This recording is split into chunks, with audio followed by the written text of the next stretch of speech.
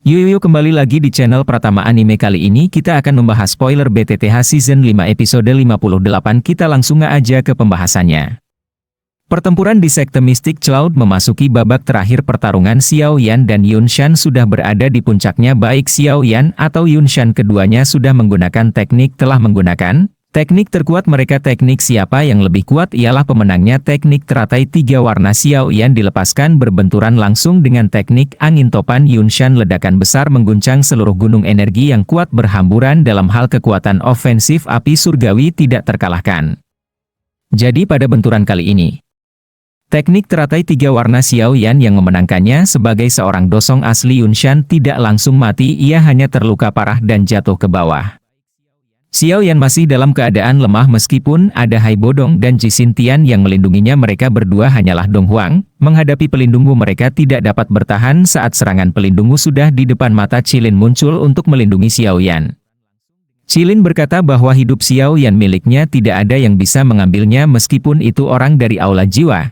Kemunculan Ratu Medusa membuat banyak orang terkejut termasuk juga pelindungmu. Melihat Qilin yang bergerak, Xiao Yan lalu meminta Qilin membantu gurunya. Qilin awalnya menolak karena kesulitan melawan dosong bintang 6 saat besar gurunya. Xiao Yan juga tidak lagi berada di puncak kekuatannya, namun pelindungmu meminta Ratu Medusa untuk menyerahkan Xiao Yan. Hal ini membuat Ratu Medusa kesal karena ia telah mengatakan bahwa hidup Xiao Yan adalah miliknya. Ratu Medusa pun menyetujui bekerja sama dengan Yao Lao melawan pelindungmu.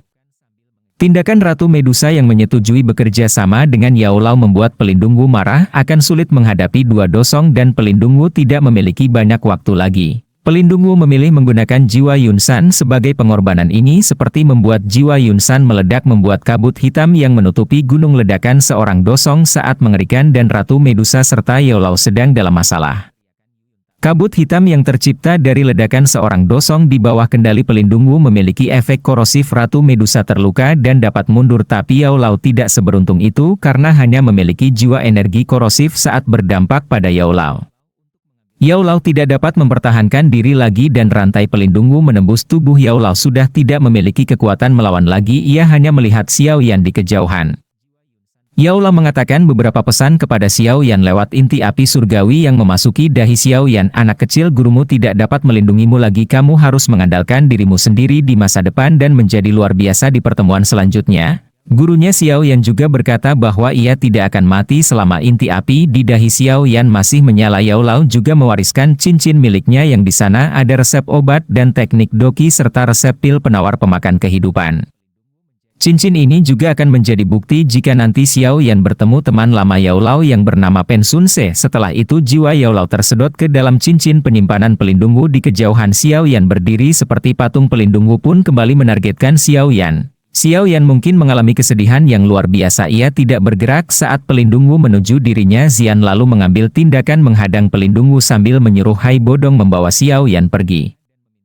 Kekuatan tersembunyi Xian dikerahkan habis-habisan, mampu menahan kekuatan pelindungmu tapi hanya untuk satu kali saja. Xian jatuh lemah setelah menyerang pelindungmu dan membuat Ratu Medusa menyerang pelindungmu lagi. Pelindungmu saat ini kesulitan menghadapi Ratu Medusa. Teknik rahasianya hampir habis dan memilih mundur. Xiao Yan terbangun dari kesedihannya dan mencoba mengejar pelindungmu, tapi Ratu Medusa menghalangi. Bertindak gegabah hanya memperburuk situasi. Itu juga tidak diinginkan Yao Lao.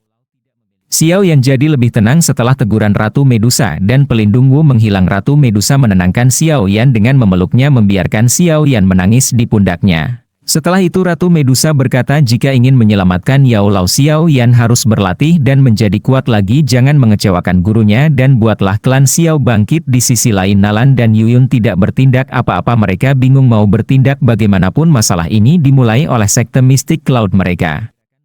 Xiao Yan sudah cukup tenang lalu melihat ke arah Yuyun dan Nalan Yanran. Yuyun terlihat gugup saat ditatap Xiao Yan dan bertanya apa yang diinginkan Xiao Yan.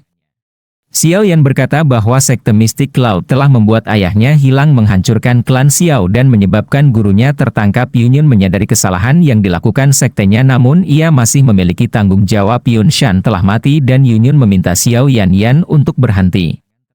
Xiao Yan berkata perseteruan darah antara klan Xiao dan sekte Mystic Cloud tidak bisa didamaikan lagi, hanya ada satu yang bisa bertahan. Yun Yun mengambil tanggung jawab setelah kematian Yun San dan harus menghentikan Xiao Yan. Yun Yun berkata bahwa Xiao Yan harus mengalahkannya dulu sebelum menyentuh sekte Mystic Cloud.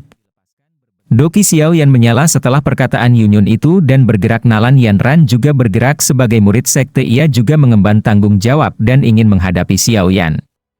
Xiao Yan tidak memperdulikan siapapun lagi, melesat maju menyerang Nalan Yanran. Nalan Yanran heran terhadap Xiao Yan melihat secepat kilat pedang Xiao Yan sudah ada di leher Nalan Yanran. Hanya sedikit kekuatan saja Nalan akan mati. Apa?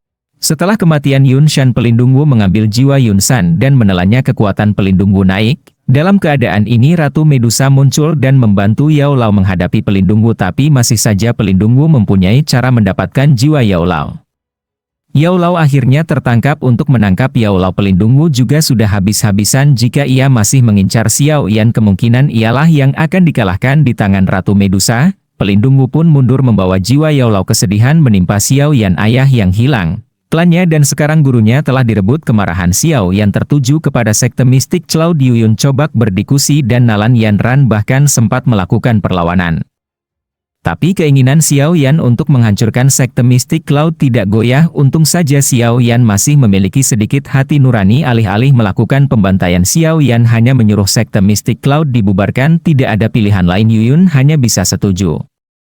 Xiao Yan memberi waktu 1 bulan untuk mengosongkan sekte Mystic Cloud, dan setelah itu Xiao Yan memutuskan kembali bersama Hai Bodong. Namun sebelum pergi, Xiao Yan mengambil jasad Yun Shan terlebih dulu. Tubuh seorang dosong adalah salah satu bahan memurnikan tubuh. Berita runtuhnya sekte Mystic Cloud segera menyebar. Nama Xiao Yan bergema. Klan Xiao sudah mendapatkan tempat tinggal di tengah kota. Tempat ini ramai karena banyak orang yang datang memberikan hadiah. Yan dan kedua kakaknya berada di aula klan Xiao. Mereka berbicara tentang pemulihan Xiao Yan.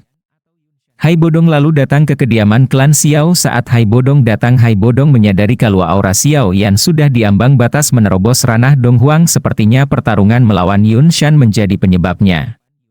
Kembali ke topik utama, Xiao Yan membicara tentang faksi yang disebut sebagai Aula Jiwa kepada Hai Bodong. Karena Aula Jiwa sangat misterius, Hai Bodong hanya memiliki sedikit informasi mengenainya. Hai Bodong menyebutkan Aula Jiwa kemungkinan adalah faksi besar di benua Doki. Jika dibandingkan dengan sekte Mystic Cloud, sekte Mystic Cloud hanyalah semut di hadapan gajah. Di wilayah barat saja sekte Mystic Cloud hanya dianggap faksi tingkat 2. Dikatakan ada lebih dari 100 kekaisaran di wilayah barat benua, dan biasanya akan ada pertemuan antar faksi, dan di antara semuanya yang terkuat adalah faksi yang disebut sebagai Rumah Ular Langit. Kemudian Hai Bodong membahas pengganti sekte Mystic Cloud. Karena klan Xiao menjadi incaran Aula Jiwa, klan Xiao harus memiliki pelindung. Tidak mungkin bagi Xiao Yan terus ada di dekat mereka setiap saat. Jadi Hai Bodong memiliki rencana agar Xiao Yan membuat faksi untuk melindungi klan Xiao. Xiao Yan juga berpikir begitu dan meminta bantuan Hai Bodong untuk menghubungi klan lainnya. Di istana kekaisaran, Jing Xintian dan Yaohi berbicara. Mereka lega karena sekte Mystic Cloud telah disingkirkan, tapi mereka juga khawatir kekuasaan akan diambil Xiao Yan. Yaohi berpendapat kalau Xiao Yan tidak akan menjadi seperti Yun San. Menurut Yaohi, sebaiknya keluarga kekaisaran membangun hubungan dengan membantu Xiao Yan. Membuat faksi selain akan membantu Xiao Yan. Hal ini juga akan baik bagi kekaisaran Jiama, sebab setelah kehilangan sekte Mystic Cloud tidak ada lagi yang bisa berpartisipasi di pertempuran antar faksi barat laut. Dengan terbentuknya faksi kekaisaran Jiama mungkin bisa bersaing kembali dan menghadapi musuh bebuyutan mereka, yaitu kekaisaran Chuyun.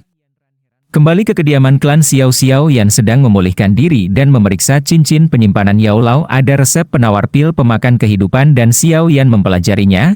Selain itu, pembentukan faksi juga berjalan sesuai rencana. Kemudian Nalan Yanran mendatangi Xiao Yan.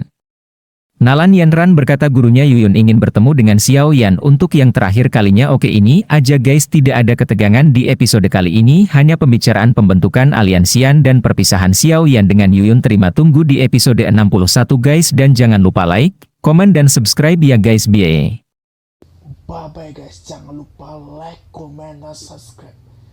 Jangan lupa tonton video selanjutnya, kan seru guys.